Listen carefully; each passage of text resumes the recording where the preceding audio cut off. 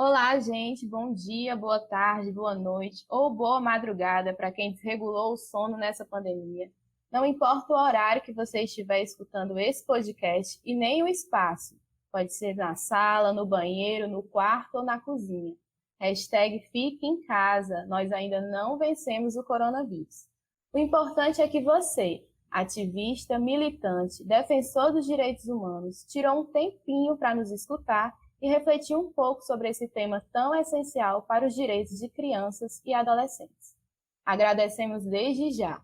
Eu sou Andresa e estarei mediando esse primeiro NuSecast comemorativo dos 30 anos do Estatuto da Criança e do Adolescente, pensado, criado e organizado pelo Núcleo Cearense de Estudos e Pesquisas sobre a Criança, o NUCEPEC, o senhor, o seu NUCEPEC, NUSAS para os mais chegados, e pelo Grupo de Estudos da Infância, Processos Psicossociais e Subjetivação, o GIS.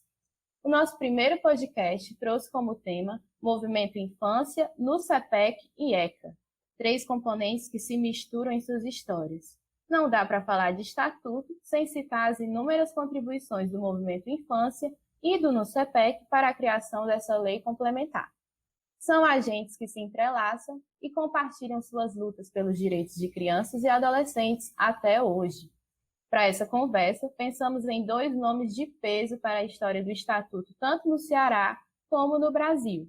Estão gravando comigo, cada uma de suas casas, claro, respeitando o isolamento social, a militante Margarida Marques, que é formada em comunicação social, atua há muitos anos no movimento de infância, foi do SEDECA, da coordenação da ANSED e do diretivo da Campanha Nacional pelo Direito à Educação. Atualmente integra o Instituto Negra do Ceará, INEGRA, e trabalha como assessora parlamentar no mandato do deputado Renato Rosendo. Olá, Margarida, tudo bem com você? Olá, Andresa. Olá a todos que nos escutam. Sim, estamos aqui em isolamento, quarentenadas, eu e minha filha, 3 gatas, muitos desafios, muitas expectativas, angústias, mas seguindo firme aqui no isolamento. Eu imagino. E chamamos também a professora Veriana Colasso, nossa tia Veri, um dos tesouros do nosso APEC. Além disso, ela é graduada em Psicologia pela Universidade Federal de Pernambuco, mestre em Educação pela Universidade Federal do Ceará, doutora em Educação pela Universidade Federal do Rio Grande do Sul e pós-doutora em Psicologia Educacional pela Universidade de Barcelona. Atualmente é professora titular aposentada do Departamento de Psicologia da UFC e continua atuando como professora permanente do Programa de Pós-Graduação em Psicologia da UFC. Líder do grupo de pesquisa Linguagem, Práticas Culturais e Cidadania e membro do grupo de pesquisa Ludicidade, Discurso e Identidade nas Práticas Educativas, o LUDCE, da Faculdade de Educação da UFC. Olá, professora, como você está? Olá, Andressa, tudo bem? Olá, pessoal que está ouvindo. Tudo bem, por aqui a gente está na quarentena, né? Em casa, fazendo essa gravação e tentando com isso adaptar a esse modelo, né, de tecnológico, que para mim ainda é muito novo. Então, vamos ver como é que a gente pode colaborar com esse podcast. Vamos sim, vai ser ótimo. Então vamos iniciar a nossa conversa.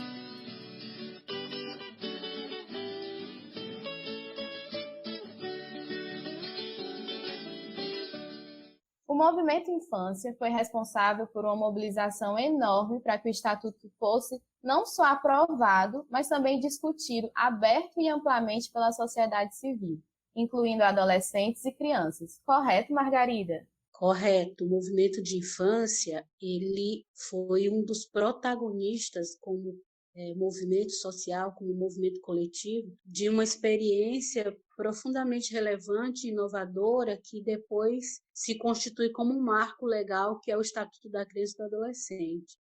A gente, pensando nos 30 anos do ECA, é muito importante fazer essa memória do movimento de infância enquanto um movimento social anterior ao ECA e das mobilizações que deram como conquista legal o Estatuto.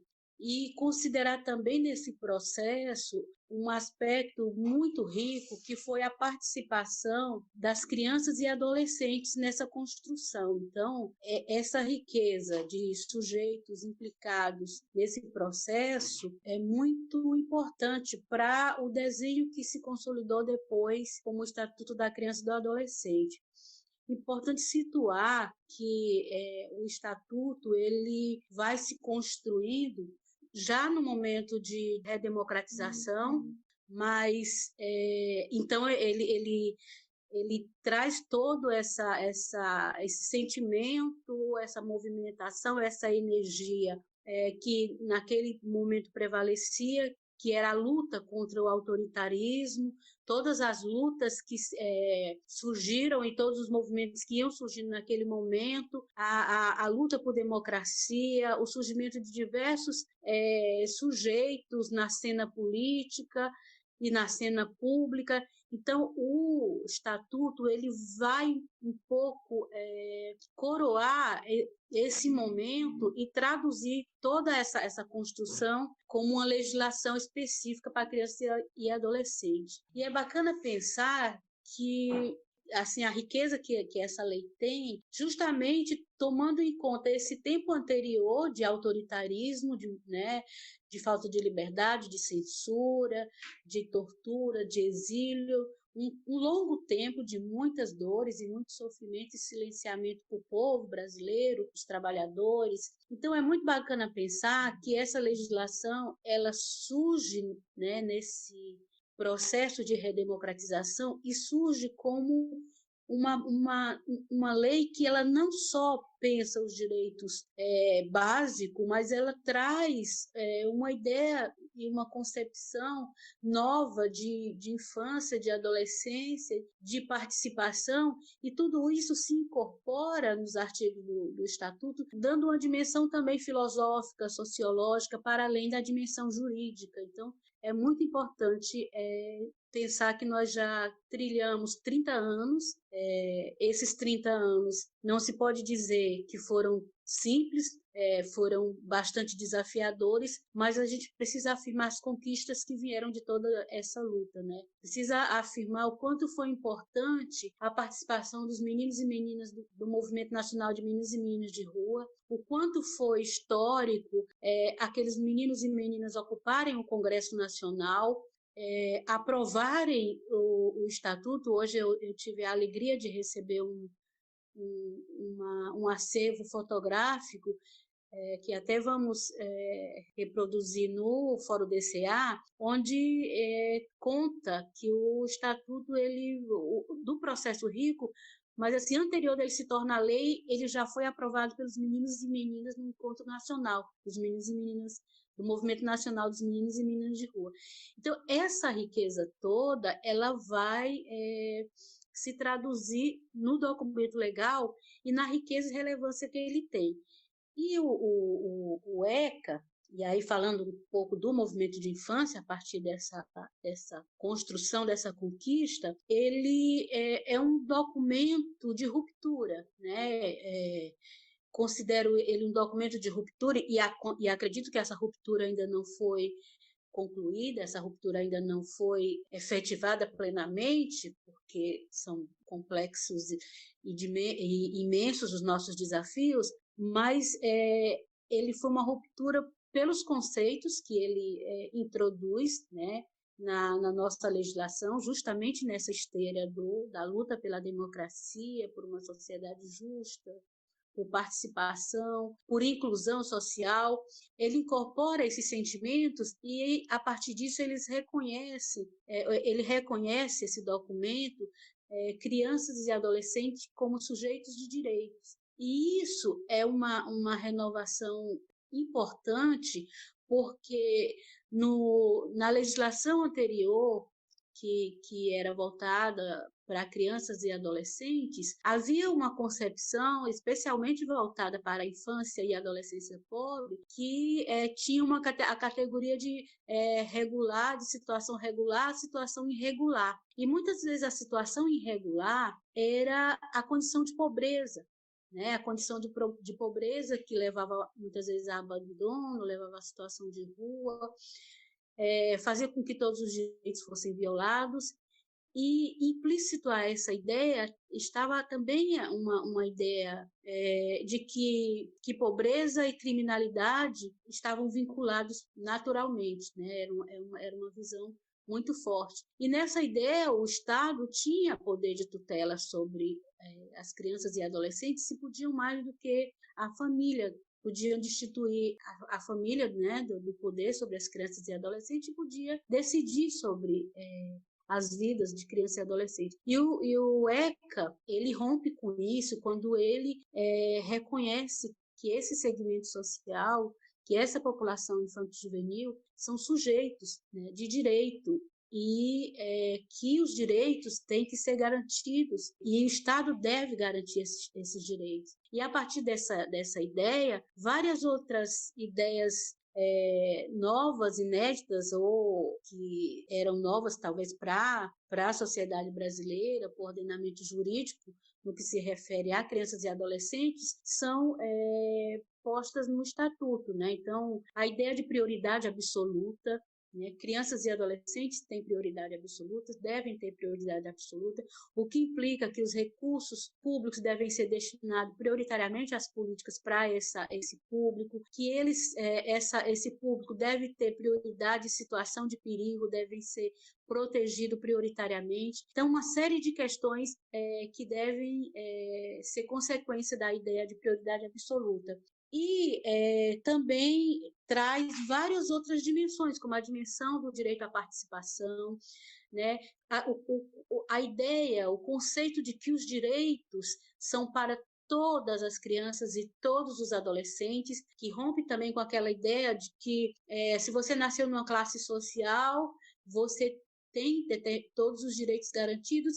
Se você não nasceu numa condição favorável, porque foi vontade de Deus. Não, os direitos têm que ser para todos e têm que ser assim garantidos. Então, o direito à saúde, à educação, à cultura, ao lazer, essas dimensões todas da vida, elas devem ser garantidas.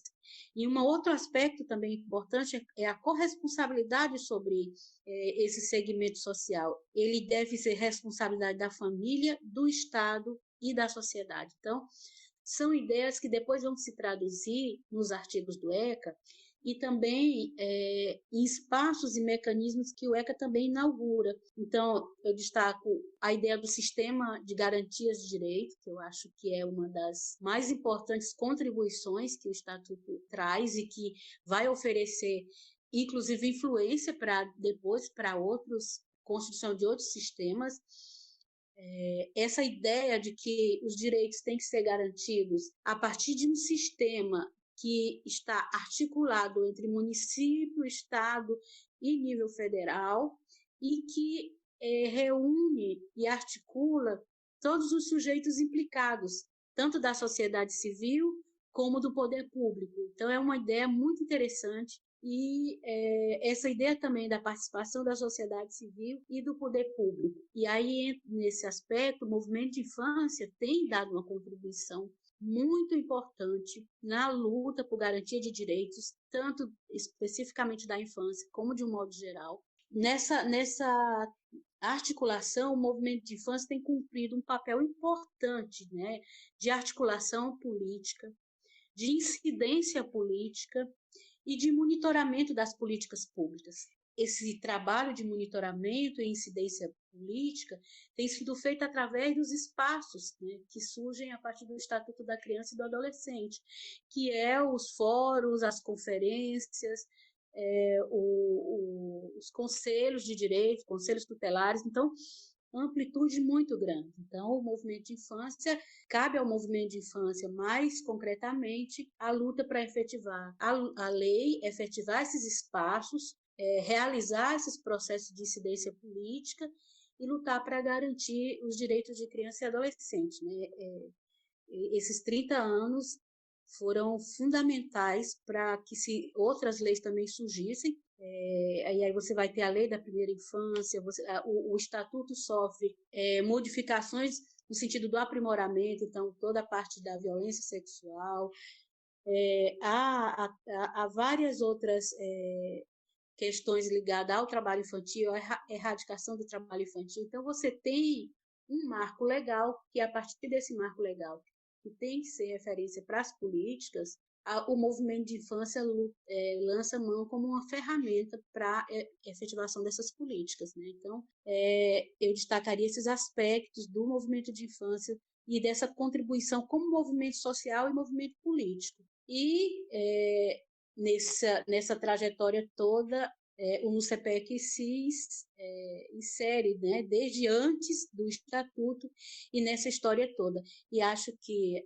Veriana vai contar mais desse aspecto, né? Mas desde quando eu comecei a trabalhar com o movimento de infância, até brincava ontem que quando eu comecei o Estatuto era um pré-adolescente, eu tenho acompanhado muito de perto a contribuição do NUCEPEC. Eu queria destacar 2 aspectos que eu acho muito rico.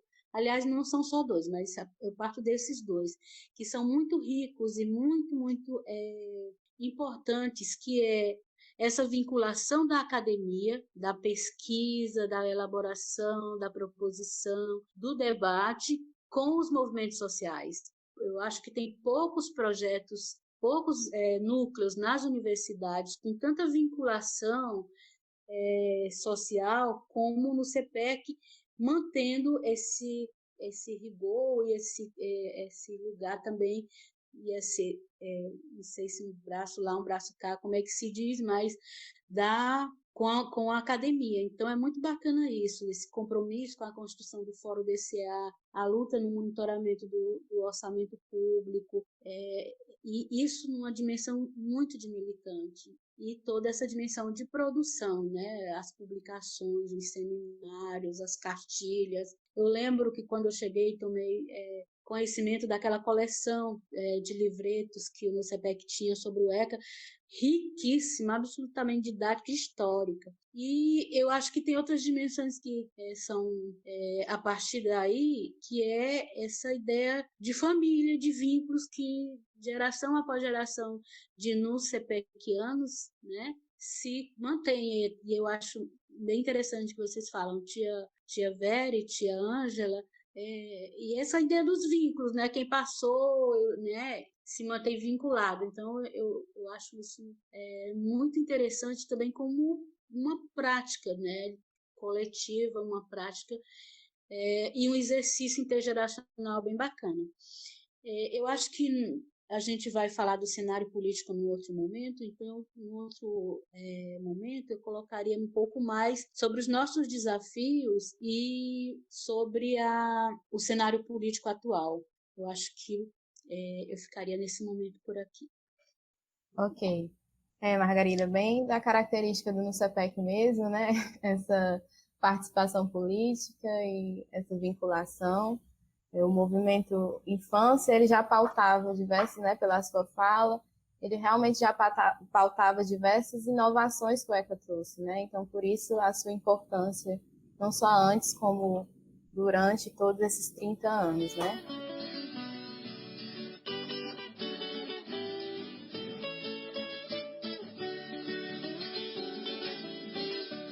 O NUCEPEC nasceu 6 anos antes do Estatuto ser promulgado. Um tempo que permitiu com que ele participasse de toda essa movimentação para a aprovação e o pós-aprovação, promovendo atividades que divulgaram o documento.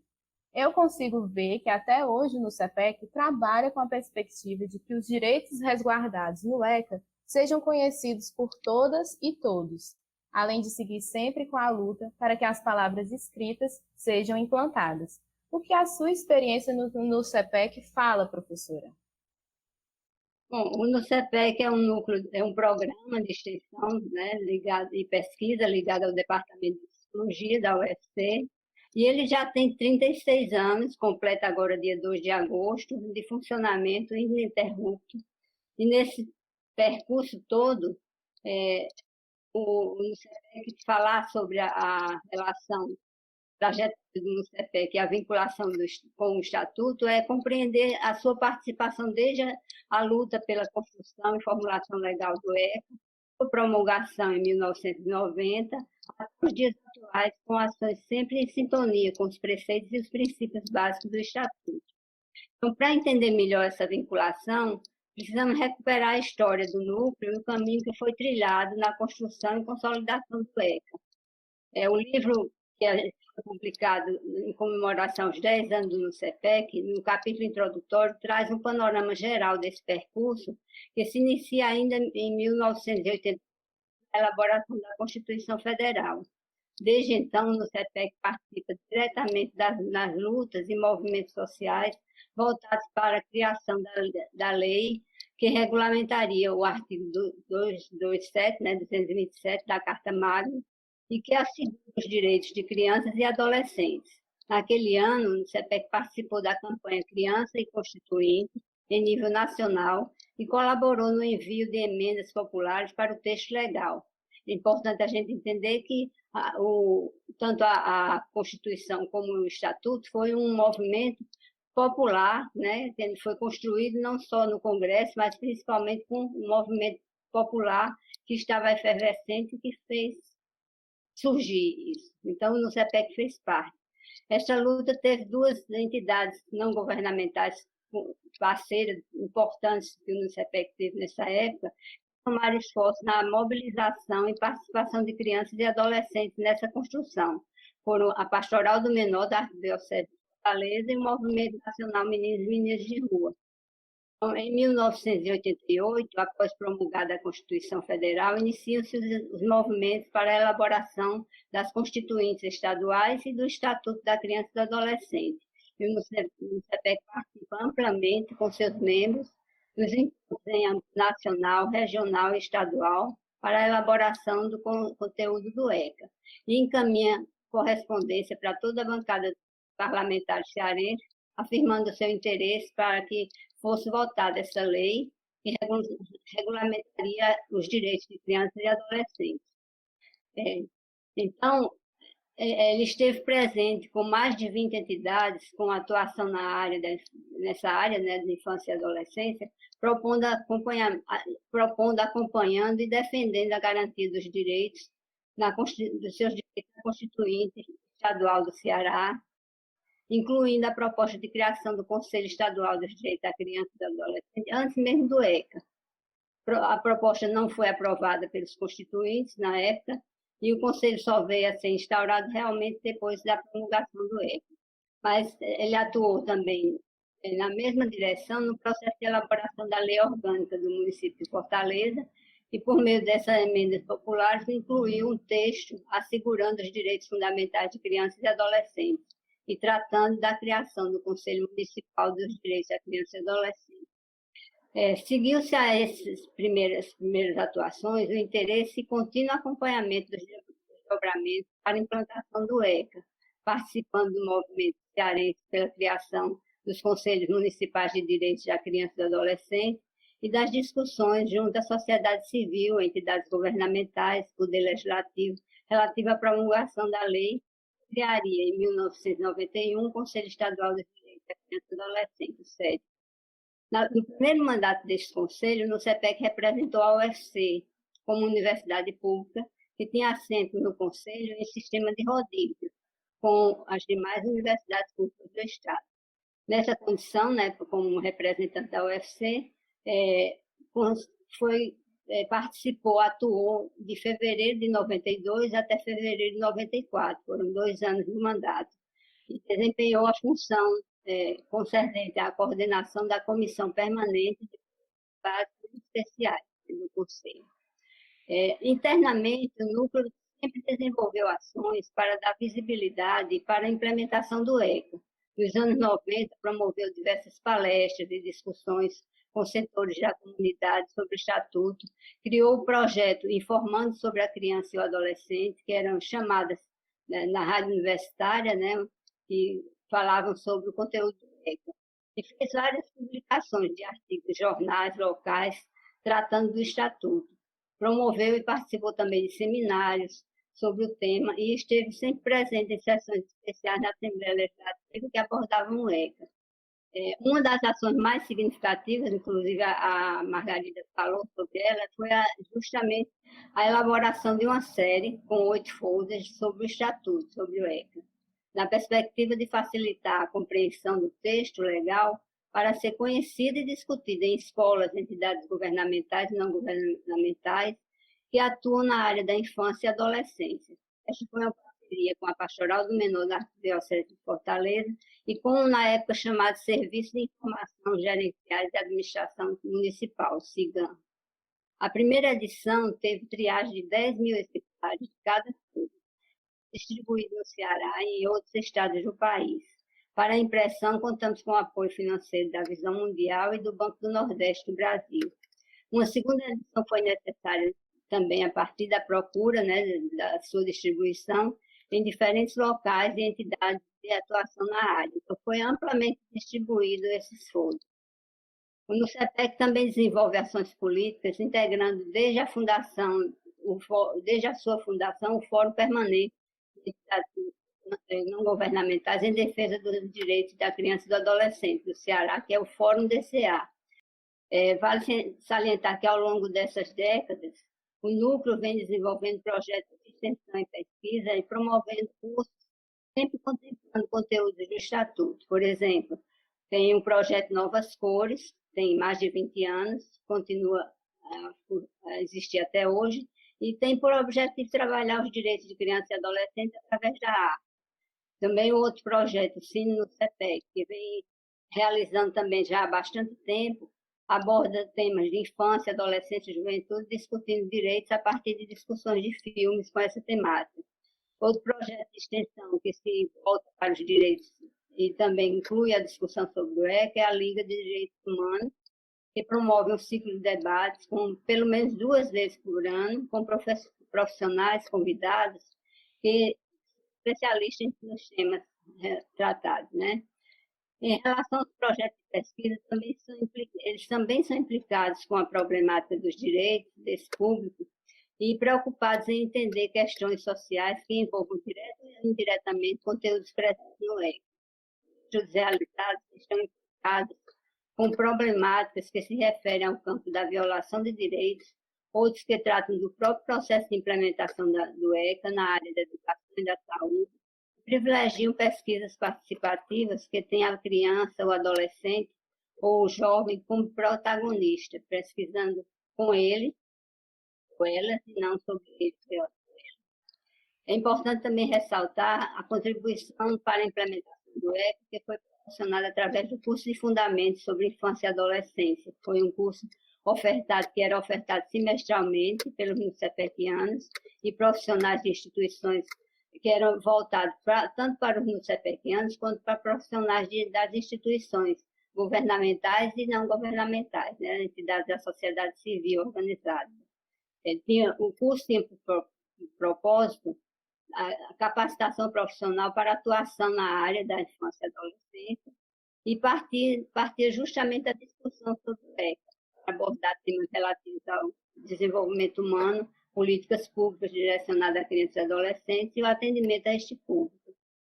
O curso tinha horário de 60 horas e era ofertado aos sábados, trazendo sempre convidados de referência para ministrar as aulas, versando sobre assuntos da competência deles. Muitas outras ações foram desenvolvidas ao longo dessas 3 décadas, e o Estatuto sempre em debate e foi ponto de referência para a estruturação e planejamento dessas ações. Foram inúmeros os eventos em que os NUCEPECianos participaram do ECA, seus limites, sua implantação, as resistências à sua efetiva aplicação, as controvérsias que ele desencadeia e os embates para a sua manutenção como lei, que trouxe grandes avanços, como a Margarida já comentou, né, para o atendimento à criança e adolescente, especialmente a questão da universalização dos direitos fundamentais para todas as crianças e adolescentes, o entendimento dos cidadãos como sujeitos de direito e de participação cidadã, e a doutrina de proteção integral, que prioriza o atendimento a este segmento social. No entanto, a gente percebe que numa sociedade de desigualdade tão intensa, né, que vivemos hoje, uma das mais altas do mundo, esses avanços não são ainda vividos por todas as crianças e adolescentes brasileiros. a desigualdade também se expressa de forma nefasta para uma parcela significativa desse público, que não tem garantidos os direitos fundamentais, nem são considerados prioridade pelo Estado e pela sociedade civil. O princípio da universalidade do ECA, destinando-se a todas as crianças e adolescentes, sem qualquer distinção, não se realiza na prática. O que constatamos é uma segregação entre as camadas sociais diferenciadas pela sua condição socioeconômica e de raça. Isso termina naturalizando a violação ou a ausência desses direitos para os desfavorecidos, né? As crianças e adolescentes que estão nas camadas populares, enquanto eles são garantidos sem restrição para as crianças que estão nas camadas mais abastadas, né? Acontece o oposto em relação ao que prevê o ECA sobre os deveres e responsabilidades de crianças e adolescentes pelos seus atos infracionais cometidos ou a eles atribuídos.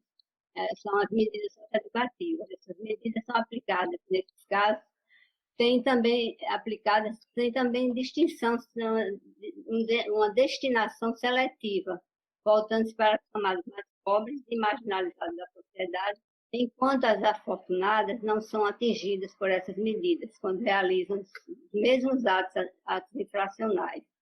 Ou passam por invisíveis, ou são desconsideradas e abrandadas, né, esses atos, e quando muitos são repreendidos no plano privado apenas, mas não chega lá a aplicação das medidas para esse público. Então, finalizando, eu acho que a gente pode perceber, a partir daí, que a trajetória do NUCEPEC revela uma participação efetiva, tanto na construção e defesa do ECA, mais dispositivos legais, né, dirigidos à criança e adolescente, como as leis orgânicas do município, leis orçamentais, o SINAD e outros, quanto também com relação aos trabalhos de pesquisa e extensão que tem as infâncias, adolescência e juventude como temas centrais. Então, é possível a gente perceber por essa trajetória o envolvimento no CEPEC desde antes da criação do ECA e a sua participação e a importância que o NUCEPEC dá a esse marco legal que trouxe esses avanços importantes. Então, a gente percebe claramente essa história, né? Essa trajetória vinculada ao Estatuto da Criança e do Adolescente. Então, é isso. Eu acho que fica clara essa participação. Isso mesmo, esse entrelaçamento, né? E a luta para continuar cobrando que esses direitos que foram colocados, né? Que o ECA acabou colocando, acabou entrando como lei, né? Que eles sejam implantados para toda a população, para que não tenha, para que essa desigualdade, né, que a gente vê no nosso país, ela não seja maior, né? Ela vai diminuindo com o decorrer dos anos, né? Então acredito que tanto no CEPEC como o Movimento Infância continua nessa luta para que seja implantado, né, os direitos, a lei, o que fala o ECA, né? E para quem ficou curioso, o folder, a cartilha que a professora Veriana e a Margarida Marques falaram, né, que o NUCEPEC fez há alguns anos, logo que o Estatuto foi promulgado, vai ser postado nas nossas redes sociais, no Instagram do NUCEPEC, então quem ficou curioso, acompanha lá, que vai ver as postagens.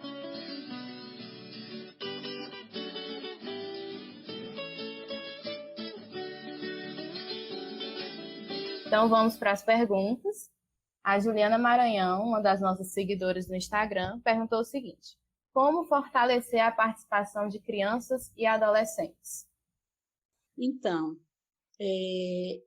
eu acho que a gente precisa compreender essa ideia da participação de crianças e adolescentes, situando um pouquinho na nossa história os lugares e os papéis sociais que foram se constituindo. Então, nós somos um país que se formou a partir, desde da ocupação do colonizador, né? E toda a violência que foi gerada dessa ocupação, dessa invasão, aos povos originários, que aqui já viviam há milhares de anos, e também o que significou a escravização do povo negro, sequestrado desde a África e submetido à escravidão no nosso país. São elementos importantes para a gente pensar. Parece que não, mas a gente vai entender depois o quanto que o nosso país herdou desse passado, né? O que os papéis sociais de poder, de opressão, de subalternidade que foram constituídos a partir daí, e depois como se fundamenta o racismo estrutural, como que foram silenciados, né, parcelas da população, né, como que também nesse conjunto o patriarcado também é uma dimensão presente.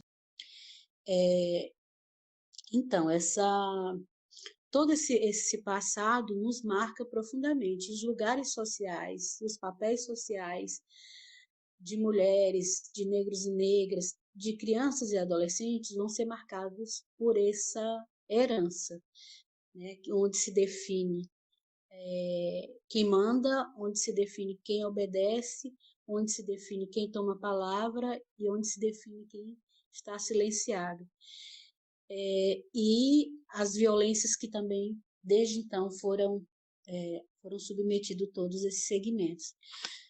Entendendo isso, a gente também compreende que nós somos uma sociedade adultocêntrica, né? É centrado no adulto o poder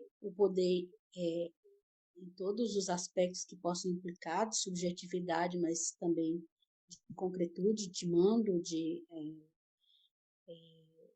do que pode e do que não pode. E aí, se a gente compreende essa nossa história, a gente vai compreender que a participação, primeiro, ela é um exercício, né? Tem que compreender a participação como um exercício, como uma prática. Ela não se dá só por conta de uma legislação, ela se dá por um exercício cotidiano. E aí precisa que os adultos compreendam, né, a necessidade desse exercício, que ele vai tratar também de relações de poder. Então, quando os adultos compreendem isso, eles precisam também decidir ceder espaço. Então, é um exercício, uma troca que vai se dando, que por si só também é um aprendizado, né? Participar, não só para crianças e adolescentes, participar é um exercício não muito simples, né? Quantas vezes a gente não vê quando mulheres pegam o microfone numa atividade pública e elas falam assim: gente, desculpa, eu estou muito nervosa.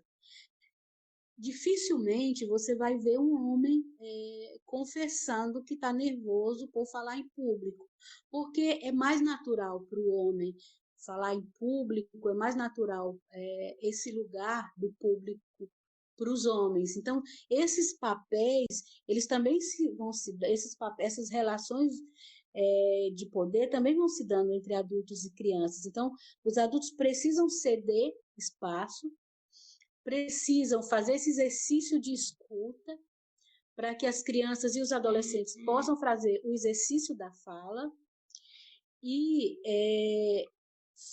se dá essa prática que, claro, como é um aprendizado, você vai tirando as lições e vai construindo esse processo, mas é preciso criar espaços, né? Então, eu acho que já há alguns anos as crianças e adolescentes vêm dando muitos exemplos de que estão construindo também seus espaços, que estão fazendo esse exercício e se fortalecendo para tomar palavra, para participar. E também nessa troca, os adultos também, especialmente no movimento de infância, mas também a gente pode pensar isso nas escolas, vai compreendendo que as crianças e os adolescentes têm uma leitura do mundo, têm opinião sobre todas as coisas, podem opinar sobre aquilo que lhe diz respeito e podem opinar sobre as coisas de um modo geral. Então, muitos projetos vêm se construindo a partir daí, projetos sociais. A gente pode até dizer que hoje já tem uma geração de jovens que eles foram um pouco fruto dessas experiências de participação de diversos projetos sociais, sobretudo nas periferias. Hoje, quantos projetos tem de coletivos culturais, né, de poesia, né, quantas experiências de sarau que são construídas por adolescentes, de hip hop, de teatro. Então, são exercícios cotidianos que fortalecem esse sujeito social. E quantas redes também vêm se constituindo, né?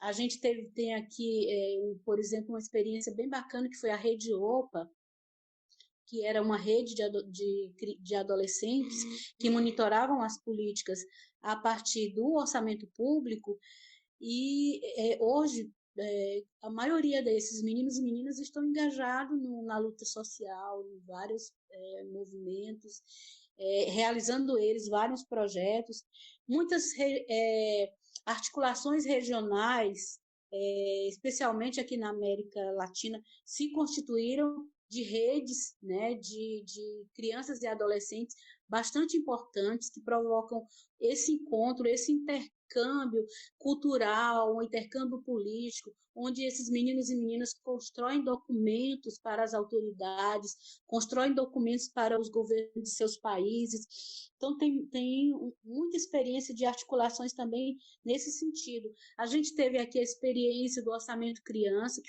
acho que foi uma das primeiras experiências no Brasil, no orçamento participativo, onde as crianças e os adolescentes tinham uma participação efetiva, né? Tinham as plenárias específicas e participavam das plenárias com os adultos. E eu sempre gosto de destacar como era importante, diferente a participação das crianças e adolescentes nas plenárias geral, onde se tiravam as prioridades para a cidade de Fortaleza. Eu lembro que muitas vezes os adultos eles ficavam muito voltados para a sua comunidade, para os setores que representavam, e as crianças e os adolescentes eles tinham uma visão de prioridade para aquelas áreas ou para aqueles setores que precisariam mais de apoio no orçamento. Então, são experiências que vão se realizando ao longo desses anos e que isso é de uma riqueza muito grande e que nos mostra isso. A participação é um exercício, ela não acontece do nada. Ela implica que todos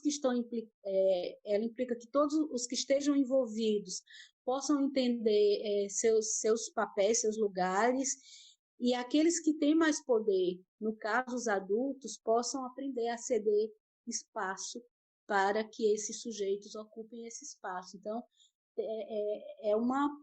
é como se fosse uma prática pedagógica, uma prática cotidiana, e todos aprendem com elas, e é fundamental, né, para a sociedade como um todo você ter meninos e meninas que possam crescer em espaços de acolhida e de inclusão, né? Eu diria que da participação seria assim que eu compreendo e que eu fui aprendendo também nessa relação com as crianças e com os adolescentes nesses anos. Muito bem a pergunta, né? Bastante ampla e assim colocou questões centrais, como o fato da nossa história, né? Do modo como a gente vai sendo constituído nessa relação de poder, e que essa dimensão mesmo adultocêntrica, né? Que traz uma hierarquização, né? Dos adultos e das crianças e adolescentes, tem um significado importante, porque se coloca uma questão de que o que é que se acredita dessa participação da criança, né, e do adolescente. Quer dizer, o crédito que se dá a isso, como a Margarida frisou, é um exercício cotidiano, com certeza, e acho que uma das coisas que que é fundamental, é justamente que as crianças tenham abertura, tenham espaço para isso, que seja possibilitado, né? Não seja cerceado esse espaço de participação. E outra questão também que eu acho que é importante é a gente pensar que essa participação das crianças e adolescentes, ela se dá em todos os níveis, né? Não é preciso ser apenas a participação política da criança, mas a participação nas suas relações, nos seus contatos com as outras crianças, com adolescentes, com adultos, como ela estabelece essas relações, né? De que maneira essa criança tem a condição, e isso é um exercício mesmo, a possibilidade de se colocar, de dar sua opinião, de expressar aquilo que ela sente, aquilo que ela deseja. Então, tudo isso é participação. Então, a gente precisa ver essa questão por exemplo, na escola, como se coloca essa participação na relação professor-aluno, como é que se coloca essa participação na possibilidade da criança definir ou decidir coisas, questões de regras, de normas, etc., na escola, né? Então, é um aprendizado que é preciso que esse aprendizado seja possibilitado, tenha abertura para que aconteça esse aprendizado, né? E eu acho que assim a gente avançou bastante já com isso, em vários movimentos. A Margarida colocou várias situações, né, e espaços em que os adolescentes e as crianças têm tido voz e vez, né? Tem a possibilidade de opinar e de fazer valer a sua opinião. Então, é preciso que a gente veja assim, a importância que é você acreditar, você ter clareza de que as crianças e os adolescentes são capazes. Eles têm competência para isso, né? Porque muitas vezes o que acontece é que você favorece, coloca a participação como se ele fosse participante, mas não dá crédito a isso. Na medida em que a criança e o adolescente são colocados como agentes, como pessoas com condições de opinar, isso implica uma compreensão da capacidade, da competência deles para isso, né? Se você não acredita nisso, você pode até abrir o espaço, mas não acontece nada, ou seja, não facilita, não favorece que essa participação aconteça. Então, eu acho que uma das coisas que é mais importante é a gente, como adulto, acreditar, compreender que há essa competência, que eles são capazes de fazer, de participar em todos os níveis, né? Eles têm opiniões, e são opiniões do quanto criança enquanto adolescente. Não é no futuro que isso vai acontecer, isso acontece já na sua condição de criança e adolescente. Então, acho que essa questão, a Margarida contemplou muito bem todos os espaços, né, que isso acontece. A questão do orçamento foi muito importante, né? Isso. Então, são vários espaços que as crianças e os adolescentes dispõem e que, para tudo isso acontecer, é necessário que se acredite neles, né? Que se dê crédito a essa participação. Outra questão que nós recebemos foi do Igor Lima. Ele pergunta: com um cenário político desrespeitoso e ameaçador, que condena qualquer tipo de direito referente às populações de minorias, em que as crianças e adolescentes são afetadas de inúmeras maneiras, como é para vocês esses dois espaços, do Movimento Infância e do NUCEPEC na atualidade? Bom, uma coisa, acho que é importante a gente chamar a atenção, né, para esse momento político. Realmente é algo que é nunca visto, né, na nossa realidade, porque a gente está num momento em que todos os direitos estão sendo cada vez mais restringidos, cada vez mais são violados, né?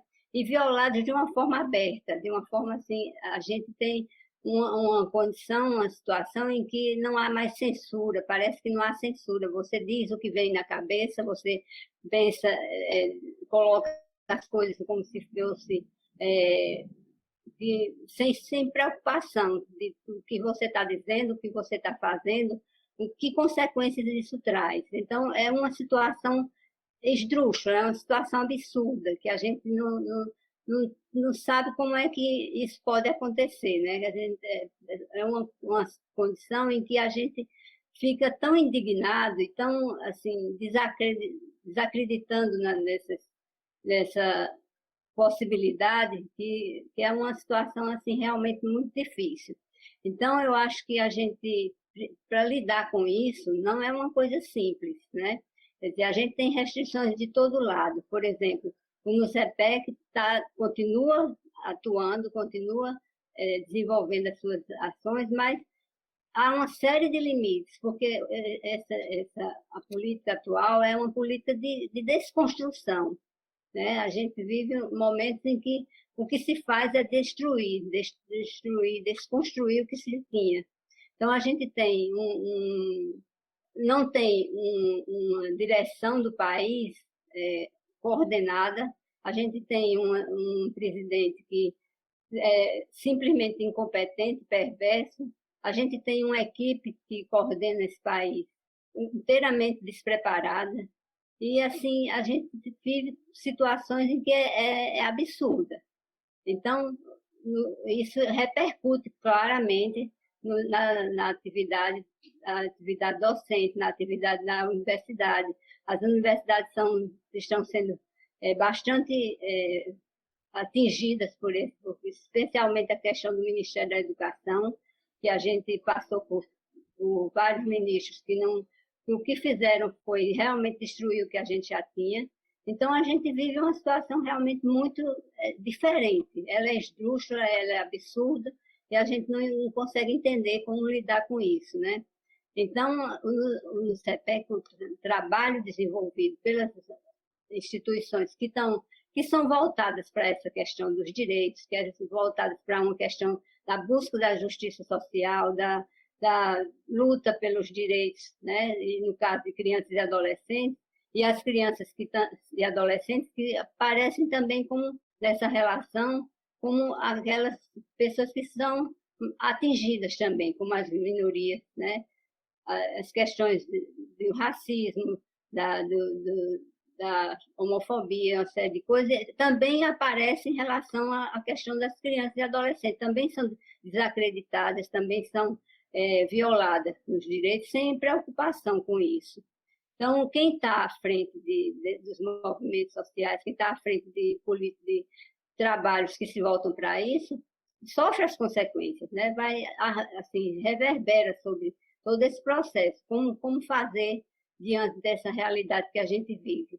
É uma realidade muito difícil e algo que tem sido assim, preciso um movimento, uma força maior em termos de agrupamento, de associação das pessoas, no sentido de possibilitar que haja união, ou pelo menos assim, que se faça coisas em conjunto, que se coopere para tentar superar isso. Então, eu acho que uma das coisas que é importante, e aí o NUCEPEC e o Movimento Infância e outros movimentos têm feito, é justamente se articular para tentar superar essas questões, né? Esses problemas que a gente vive. A gente precisa se unir, precisa se articular, precisa promover coisas juntas, trabalhos conjuntos, para tentar vencer essa batalha, porque não é fácil. A gente vive um momento realmente muito inusitado, né? Que a gente não acredita. É difícil da gente crer que o Brasil esteja nessa situação. Então, a forma que a gente tem é se articular, é se unir, é fazer trabalho, é conjugar os nossos esforços para poder romper e superar, que certamente a gente vai chegar lá, né? Vai conseguir fazer isso. Não é fácil, mas é possível, né? Uma série de movimentos estão aí, uma série de pessoas assim, que são expoentes, artistas, pessoas intelectuais, pessoas de movimento social. Então, E nisso inclui jovens, inclui adolescentes, inclui também a participação de crianças nesses movimentos. E a gente vê muitas reações que a gente tem nos jovens da periferia, nos movimentos sociais, e vamos tentar se unir e tentar articular as forças para poder sair dessa embate, dessa loucura que a gente vive. O tempo que nós nos encontramos é um tempo muito difícil. E é um tempo difícil que está também anunciando tempos difíceis mais adiante. Então, não é muito simples. Nós estamos, nos últimos anos, enfrentando um cenário de ataque aos direitos conquistados. Esses ataques eles se dão numa dimensão da legislação, né, de modificação de legislações importantes, seja trabalhistas, ambientais, sociais. E esse ataque se dá também em outras dimensões, né, nas dimensões de uma guerra, de um embate ideológico, onde se profissionalizou, inclusive está se verificando, a partir de recursos públicos, uma disputa da sociedade a partir de mentiras, de desinformação, de ataques às pessoas, aos militantes, aos ativistas. Então, tem sido um tempo muito difícil. E esse tempo muito difícil se aprofundou agora, no último período, desde que assumiu esse governo, que personifica todos os retrocessos, né? Seja do ponto de vista econômico, social, em todas as dimensões que se pensar, esse governo incorpora. E ele vai aprofundando esses ataques nessas dimensões que eu coloquei, com uma rapidez muito grande, né? Um governo que ainda não fez 2 anos, e olha quanto problemas se agravaram desde então, né? Um governo que, em plena pandemia, numa situação de uma gravidade com mais de 75 mil mortos, que é uma coisa que não se consegue pensar como isso não para o país inteiro, e como é que esse governo se mantém, apesar disso, como é que ele se mantém. Esse governo não tem ministro da Saúde, e parece deliberado e cruel que não tenha, porque, sobretudo agora, em que a pandemia está mais nas comunidades mais empobrecidas, os que estão morrendo nesse momento, em maioria, são negros e negras, são os mais pobres. Não interessa, então, intervir nessa realidade. Então, é um governo que não tem ministro da saúde em plena pandemia, não se importa com a questão da educação, já vai para o 4º ministro da educação, e a gente se assusta quando vê as coisas que esse ministro que está assumindo defende, como castigo físico para as crianças, como que o homem é o chefe da família, é o centro da casa, que as universidades só ensinam sexo sem limites. Então, tem uma preocupação que ela não vai sendo superada, né? A sensação que a gente tem é que vai piorando. Tem uma ministra de Direitos Humanos que é contra direitos humanos, tem um ministro do Meio Ambiente que é contra o meio ambiente, e toda essa realidade, ela impacta sobre esse contexto de desigualdade histórica que o nosso povo já vive, e aprofunda, né? E a gente, então, tem que pensar que, mesmo na pandemia, aumentou a violência policial, aumentou a violência doméstica contra crianças e adolescentes.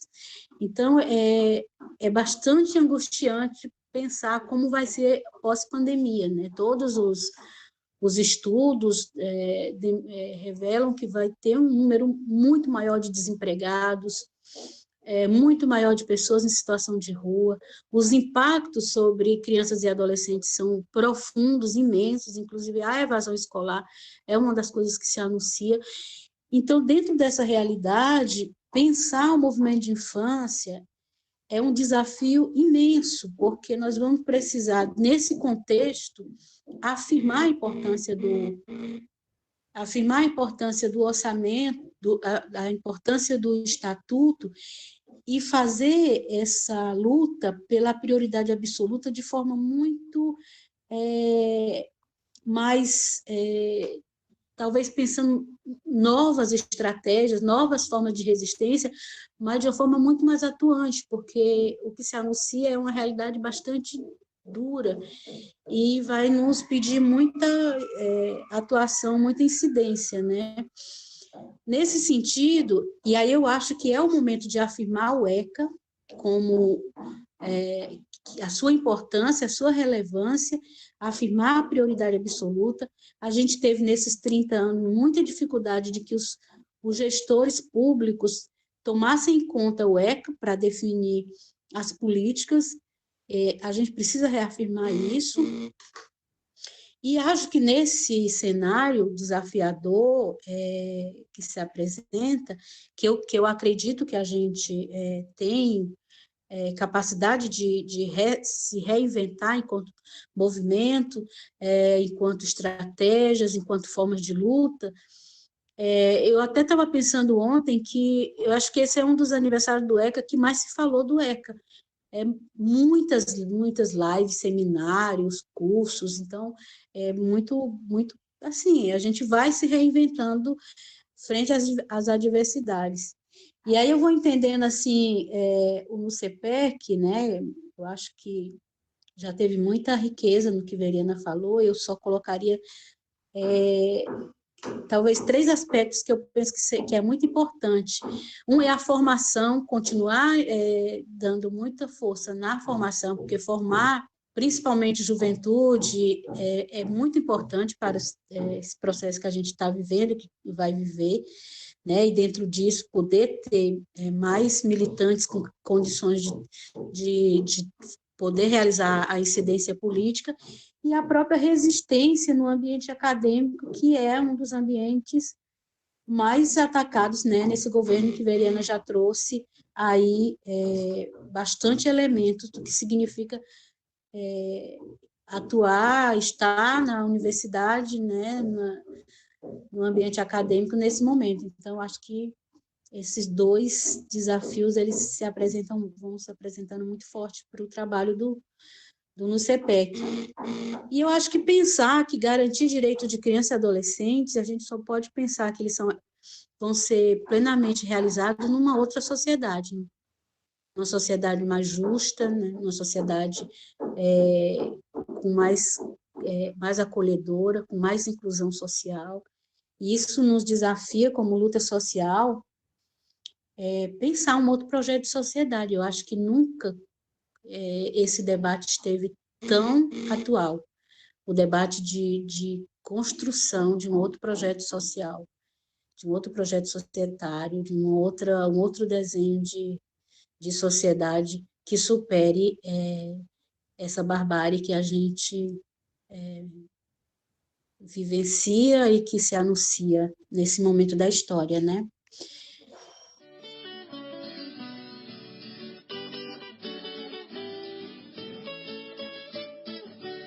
Bom, chegamos ao fim desse podcast maravilhoso, um assunto tão relevante para os nossos tempos. Podíamos ficar aqui horas, mas eu quero agradecer a cada ouvinte que nos escutou. Podem compartilhar, indicar para os amigos e familiares.